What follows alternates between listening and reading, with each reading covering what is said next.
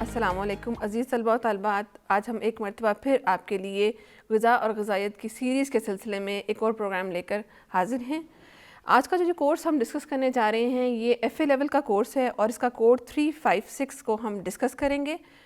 Title میں نے آپ کو بتایا کہ غذا اور غذائیت کے حوالے سے ہے۔ سب سے پہلے بات کرتے ہیں کہ یہ کورس ہم نے کیوں چنا اور اس کو کیوں آپ کے نصاب میں جو ہے وہ شامل کیا گیا۔ ایک حالیہ اندازے کے مطابق اگر ہم ریسرچ کی بات کریں تو پاکستان میں تقریباً 51 پوائنٹ سے ابو بلکہ 51.4% سے زیادہ جو لوگ ہیں جو کہ دیہاتوں میں رہ رہے ہیں، ان کا جو روزمرہ کی آمدن ہے اس کا بہت بڑا حصہ جو ہے وہ کھانے پینے پہ خرچ ہو رہا ہے۔ اس کے ساتھ ساتھ اگر میں شہروں کی بات کروں تو وہاں پر بھی یہ جو ہمارے پاس جو کیلکولیشنز ہیں یہ 43% سے زیادہ ہی ہیں۔ اس کے ساتھ بہت بڑا جو ہمارا خرچ ہو رہا ہے ہمارے خوراک پہ یا کھانے پینے کی اشیاء پہ ہونے کے باوجود بھی جو شہروں میں اور دیہاتوں میں رہنے والے غریب خاندان ہیں وہ پھر بھی غذائیت کی کمی کا شکار ہیں۔ ایسا کیوں ہے؟ حالانکہ حکومتی سطح پر بھی بہت حد تک اس بارے میں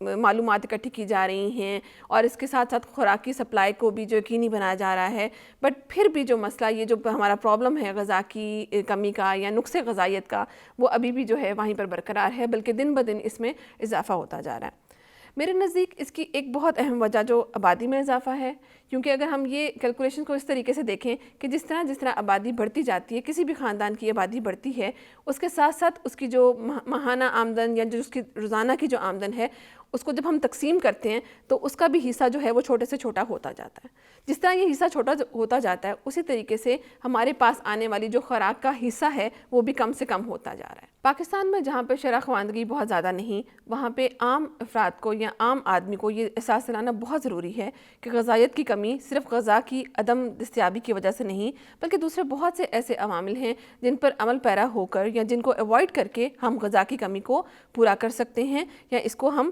بالکل جو ہے ہم اس کا شکار ہونے سے بچ سکتے ہیں۔ یہ جو کورس ہم نے آپ کے لیے سلیکٹ کیا، اس کورس میں ہم بات کریں گے غذا کے بارے میں، غذائی اجزاء کے بارے میں کہ غذا کن کن اجزاء پر مشتمل ہوتی ہے اور کون کون سے اجزاء ہمیں کون کون سی اہم افادیت جو ہے وہ فراہم کرتے ہیں۔ اس کے ساتھ ساتھ ہم اس پہ بات کریں گے کہ غذا کو پکانے کے طریقے کون سے ہیں، کیونکہ بہت سے افراد ایسے ہیں جو کہ غذا کو پکانے کا صحیح طریقہ نہیں، جن کو نہیں معلوم اور اس کی وجہ سے وہ جو خاص نیوٹرینٹ یا نیوٹریشن ہمیں چاہیے ہوتی ہے اس غذا سے وہ حاصل نہیں کر پاتے۔ تو اس میں یہ ہے ہم اس کو ڈسکس کریں گے خوراک کیا ہے، غذائی اجزاء کون سے ہیں، خوراک کو کس طرح پکایا جا سکتا ہے، کس طرح محفوظ کیا جا سکتا ہے، گرمیوں اور سردیوں کی مختلف غذاؤں کو ڈسکس کریں گے کہ کس طریقے سے ہم ان کو محفوظ کر سکتے ہیں، ذخیرہ کر سکتے ہیں۔ اس کے ساتھ ساتھ ایک اور کورس، اس کورس میں آپ کا ایک اور یونٹ جو کہ بہت ہی امپورٹنٹ ہے وہ ہے آپ کا آخری یونٹ، جس میں ہم ان تمام معاشرتی یا سوشل ایلیمنٹس یا فیکٹرز کے بارے میں بات کریں گے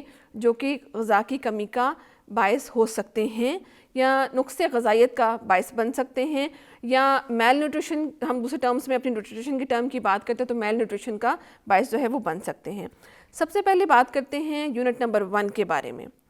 یونٹ نمبر جو 1 ہے ہمارا وہ بیسیکلی غذا کے جو بنیادی اجزاء ہیں ان کے بارے میں ہے۔ جب ہم نارملی کسی سے بات کرتے ہیں تو آپ نے کیا کھایا تو یہ بتانا بہت آسان ہے کہ ہم نے کیا کھایا، لیکن اگر میں آپ سے یہ پوچھوں کہ آپ نے جو غذا کھائی اس میں کون کون سے نیوٹرینٹس تھے تو یہ بتانا قدرے مشکل ہو جائے گا۔ جب ہم غذائی اجزاء کی بات کرتے ہیں تو اس کی تعریف میں یوں بیان کروں گی کہ غذا جن تمام اجزاء سے مل کر بنتی ہے ان کو ہم غذائی اجزاء کہتے ہیں، اور جب وہ غذائی اجزاء جسم میں جانے کے بعد اپنے مخصوص حصوں میں پہنچنے کے بعد اپنے مخصوص کام سر انجام دیتے ہیں تو ہم کہتے ہیں کہ یہ اس غذا کی غذائیت ہے۔ اب بات کرتے ہیں غذائی اجزاء کے بارے میں کہ وہ کون سے اہم غذائی اجزاء ہیں جن کو جو ہے ہم اپنی غذا میں شامل کر سکتے ہیں یا جو نارملی ہماری روزانہ کی یا روزمرہ کی خوراک کا اہم حصہ ہیں۔ بیسیکلی جب ہم غذائی اجزاء کی بات کرتے ہیں تو ہم اپنے غذائی اجزاء کو 2 گروپس میں تقسیم کر سکتے ہیں۔ پہلے جو غذائی اجزاء ان کو ہم بنیادی غذائی اجزاء کہتے ہیں یا ہم ان کو انگلش میں میکرو نیوٹرینٹس بھی کہہ سکتے ہیں، جس میں ہمارے پاس پروٹینز آ گئے ہیں، کاربوہائیڈریٹس آ گئے ہیں، فیٹس آ گئے ہیں، پانی، اور اس کے ساتھ ہمارے پاس نشاستہ، اور اس کے ساتھ ساتھ ایک اور جو بڑی امپورٹنٹ چیز ہے وہ ہے ہمارے پاس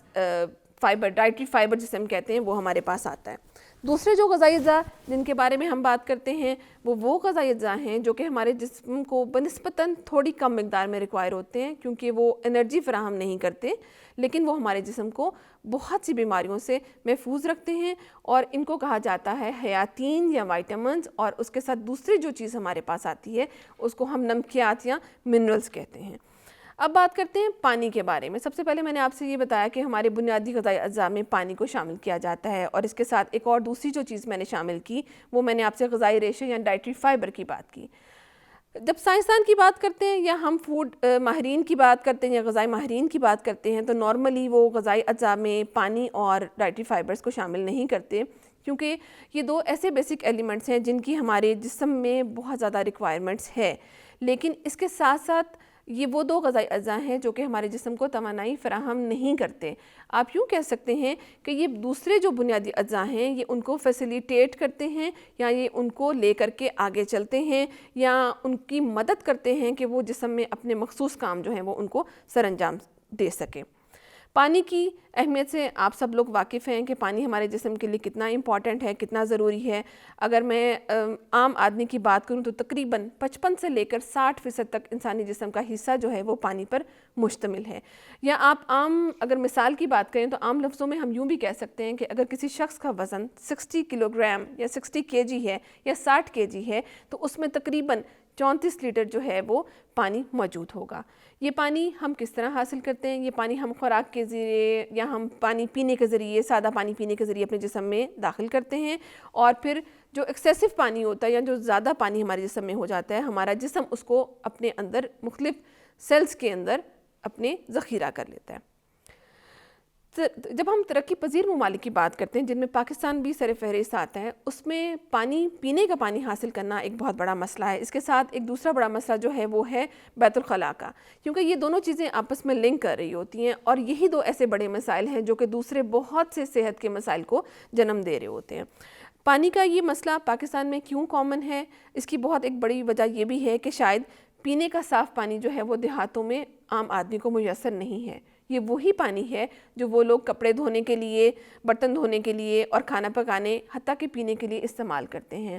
اور جب پاکستان میں موسم گرما یا برسات آتا ہے تو یہی پانی جو ہے ندی نالوں کا پانی جو ہے جوہڑوں اور تالابوں میں جمع ہو جاتا ہے، اور اس کے بعد دوسری بیماریاں جس میں ٹائیفائڈ سر فہرست ہے، پیچش یا پھر ہمارے پاس ڈائسنٹری ہے اور ہیضہ کی بیماریاں، اور اس کے ساتھ ساتھ ایک بیماری جو آج کل بہت زیادہ متعدی ہے اور تیزی کے ساتھ پھیل رہی ہے وہ ہے یرکان یا جوائنٹس، جو کہ وائرسز کے ذریعے پھیلتا ہے، اور یہ بھی پاکستان میں جو ہے وہ بہت زیادہ اس کی بڑی پھیلنے کی وجہ جو ہے وہ گندے پانی کا استعمال ہے یا پینے کے پانی کا صاف نہ ہونا ہے۔ پانی کی کیمیکل ہم سٹرکچر کی بات کرتے ہیں، اس کی خصوصیات کی بات کرتے ہیں، ہم سب کو پتہ ہے نارملی جب ہم اس لیول پہ پہنچتے ہیں تو ہمیں پتہ ہے کہ پانی کا فارمولا H2O ہے۔ H2O کا مطلب ہے کہ اس میں دو ہائیڈروجن اور دو حصے ہائیڈروجن اور ایک حصہ جو ہے وہ آکسیجن جو ہے وہ ہے یہاں پر۔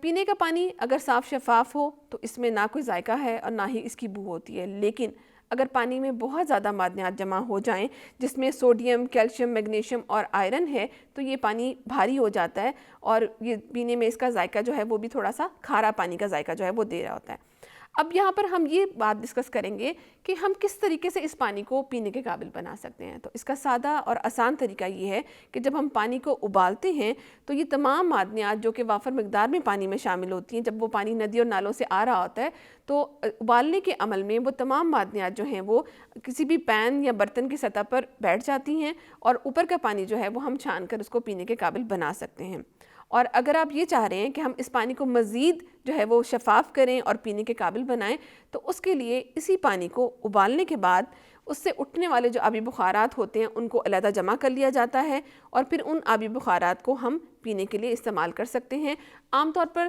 یہ جو ڈسٹل واٹر کا طریقہ جو ہے، یہ جہاں کشید شدہ پانی کا جو طریقہ ہے، یہ لیبارٹریوں میں استعمال ہوتا ہے، سائنس کی لیبارٹریوں میں اس کو یوز کیا جاتا ہے تاکہ یہ پانی جو ہے وہ بالکل جراثیم سے پاک ہو جائے، اور یہی جو پانی ہے پھر تجربہ گاہوں میں ہم اپنے ایکسپیریمنٹس میں یوز کر رہے ہوتے ہیں۔ اب بات کرتے ہیں کہ پانی ہضم کس طرح ہوتا ہے اور کس طریقے سے ہمارے جسم کو سگنلز ملتے ہیں کہ اب ہم نے مزید پانی پینا ہے یا پانی نہیں پینا۔ پانی معدے میں بہت کم مقدار میں ہضم ہوتا ہے، لیکن جیسے جیسے یہ چھوٹی آنت سے بڑی آنت میں جانا شروع ہوتا ہے ویسے ویسے آپ یہ سمجھ لیں کہ پانی کے ہضم ہونے کا عمل جو ہے وہ بڑھنا شروع ہو جاتا ہے. سب سے زیادہ جو پانی ہے وہ بڑی آنت میں ہضم ہوتا ہے. تقریباً 24 گھنٹے کے اندر ہمارے جسم میں تقریباً جو ایک صحت مند آدمی ہے وہ 20 کلو گرام تک جو ہے وہ پانی ہضم کر سکتا ہے. اور اس کے ساتھ ساتھ اگر میں یہ کہوں کہ اس کی خارج کتنا ہو رہا ہے تو تقریباً 3 کلو جو ہے وہ پانی جسم سے ہر روز جو ہے وہ خارج ہوتا ہے انسانی جسم سے. اب یہ پانی جو ہے یہ یورین کی شکل میں بھی خارج ہوتا ہے اور اس کے ساتھ ساتھ گرمیوں میں پسینے کی شکل میں بھی خارج ہوتا ہے. جب ہم بات کرتے ہیں یورین کی تو اس میں یہ ہے کہ آپ جس طرح پانی پیتے ہو, پانی ہضم ہونے کے بعد یہ جسم سے ایکسکریٹ ہو رہا ہے. سردیوں میں نارملی ایسا ہو رہا ہے, لیکن گرمیوں میں جب ہم پانی پیتے ہیں تو پانی پسینے میں, کیونکہ ہمارے جسم میں ٹاکسنز بہت زیادہ بن رہے ہوتے ہیں, تو وہ مساموں کی جلد کے مساموں کے ذریعے جو پانی ہے پسینے کی شکل میں خارج ہوتا ہے. اب پانی خارج تو ہو گیا, لیکن پانی پینا کس طرح ہے یہ کس طرح پتہ چلے گا؟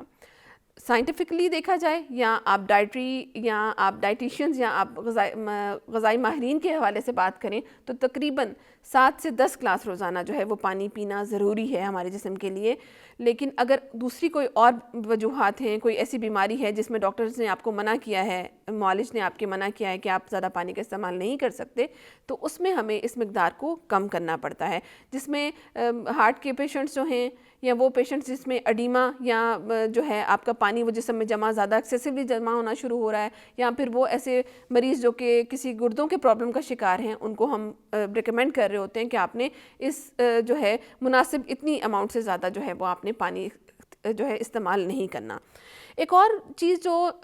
اس کے علاوہ جو ہے پانی آٹومیٹکلی ہمارا جسم ہمیں سگنلز بھیجتا ہے. جب ہمارے جسم میں پانی ختم ہوتا ہے تو آٹومیٹکلی ہمیں پیاس محسوس ہوتی ہے اور پھر اس کے بعد ہم پانی جو ہے وہ استعمال کرتے ہیں. ایک اور چیز جو میں یہاں پہ ڈسکس کرنا چاہوں گی وہ ہے ڈی ہائیڈریشن. اگر جسم میں زیادہ, جو کہ دیہاتوں میں بہت زیادہ کامن ہے یہ والا مسئلہ بھی, اسپیشلی موسم گرما میں اور برسات میں, اور چھوٹے 5 سال سے کم عمر کے بچوں میں, کہ وہاں پر پیچش اور ڈائریا یا پھر وامٹنگ جسے متلی کہا جاتا ہے وہ بہت زیادہ ہو جاتی ہے, جس کی وجہ سے مختلف جراثیم کی وجہ سے, جس کی وجہ سے وہ جو بچے ہیں وہ ڈی ہائیڈریشن کا شکار ہو جاتے ہیں. اور اگر ان کو بر وقت پانی کی کمی کو پورا نہ کیا جا سکے تو خدا نخواستہ موت بھی واقع ہو سکتی ہے. اب بات کرتے ہیں پانی کے فوائد کے بارے میں. سب سے پہلے میں نے آپ کو یہ بتایا کہ پانی جو ہے وہ خوراک کو ہضم کرنے میں مدد دیتا ہے. اس کے ساتھ یہ وہ غذائی اجزاء جو کہ ہمارے جسم میں ہضم ہو چکے ہیں, یہ ان کو آپ یہ کہہ لیں کہ ٹرانسپورٹیشن کا کام کرتے ہوئے خون میں جذب ہونے میں مدد کرتا ہے. وہ تمام ٹاکسنز جو ہماری باڈی پیدا کر رہی ہے یا ہمارا جسم پیدا کر رہا ہے وہ اس کو ہمارے جسم میں سے خارج کرنے میں مدد دیتا ہے. اس کے ساتھ جو ہے پسینے کی شکل میں نے آپ کو بتایا کہ جو وہ والا جو ہمارے بافتوں میں جو ٹاکسنز پروڈیوس ہوتے ہیں کیمیکل ریئیکشنز کے ذریعے, یہ اس کو وہاں سے نکالتا ہے. بہت امپورٹنٹ بات, جسم کا درجہ حرارت قائم کرنے میں مدد کرتا ہے, بافتوں, ہڈیوں اور ہمارے خون کی ضرورت کو پورا کرتا ہے, ہمارے جسم کے جوڑوں اور پٹھوں کو نرم بناتا ہے, اور اس کے ساتھ ساتھ ہمارے جلد کو تر و تازہ رکھنے میں بھی مدد کرتا ہے. پانی حاصل کرنے کے ذرائع عام ہیں. سادہ پینے کا پانی استعمال کیا جا سکتا ہے. اس کے علاوہ چائے, کافی, لسی, دودھ, ان سب میں پانی کی وافر مقدار موجود ہے. دوسرے سورسز کی بات کروں گی تو تمام سبزیاں اور پھل, ان میں پانی جو ہے وہ خاصی مقدار میں موجود ہوتا ہے. اس کے علاوہ گوشت وغیرہ میں بھی, انڈوں میں بھی پانی موجود ہوتا ہے, دالوں میں بھی موجود ہوتا ہے, لیکن نسبتاً کم ہوتا ہے. تو فروٹ اور سبزیاں, اسپیشلی وہ چیزیں جو کہ کرنچی ہوتی ہیں, جن کو جب آپ توڑتے ہیں تو ان میں سے کرنچ کی آواز آتی ہے یا جس میں سے پانی نکلتا ہے, ان میں پانی کی مقدار زیادہ ہوتی ہے. ٹماٹر کی مثال آپ لے سکتے ہیں, پالک کی مثال لے سکتے ہیں, کھیرا لے سکتے ہیں, کہ جن میں جوس زیادہ ہے تو ان میں پانی زیادہ ہے. تو آپ اس طریقے سے بھی اپنی پانی کی کمی کو پورا کرتے ہیں. ضروری نہیں ہے کہ آپ صرف سادہ پانی پئیں گے تو ہم پانی کی کمی کو پورا کر سکتے ہیں. اب جی ایک امپورٹنٹ چیز جو یہاں پہ ڈسکس کرنے کے لیے ہے وہ یہ ہے کہ ہم ہمیشہ سنتے آ رہے ہیں اور ہمارا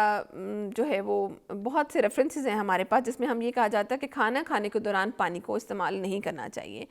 کیونکہ زیادہ کھانا کھانے کے دوران زیادہ پانی کا استعمال جو ہے وہ پیٹ اور معدے کے پھولنے کا باعث بنتا ہے. اس کو سے ریلیٹ کیا جاتا ہے. تو اس میں کچھ حد تک یہ بات ٹھیک ہے, لیکن اس سے بھی زیادہ ضروری بات جو کہ ہمارے نقصان دہ ہے وہ یہ ہے کہ جب ہم کھانے کے دوران پانی کا استعمال کرتے ہیں تو ہمارے معدے میں وہ والا ارک یا وہ والا ایسڈ یا وہ پیپسن جسے ہم کہتے ہیں, جو کہ جس نے ہمارے خوراک کو ہضم کرنا ہے, جب ہم اس میں پانی ڈالتے ہیں تو وہ ڈائلیوٹ ہو جاتا ہے, یعنی کہ پتلا ہو جاتا ہے. اور جب وہ ڈائلیوٹ ہو کے پتلا ہو جاتا ہے تو وہ اتنی ایفیکیسی کے ساتھ یا ایفیشنسی کے ساتھ وہ ہمارا کھانا جو ہے وہ ہضم نہیں کر پاتا. تو یہ بھی ایک بہت بڑی وجہ ہے کہ آپ کھانے کے دوران جو ہے وہ پانی کے استعمال کو منع کریں یا اس کو کم سے کم استعمال کریں جی. لیکن اگر کھانے کے ساتھ آپ دودھ یا آپ کوئی سوپ وغیرہ یا آپ کوئی سبزی یا کوئی سلاد وغیرہ یوز کریں تو بہت حد تک وہ کمی جو ہے ہم پوری کر سکتے ہیں اس کو اس طریقے سے. اس لیے ضروری نہیں کہ آپ کھانے کے ساتھ جو ہے وہ سادہ پانی پینے کا استعمال کریں.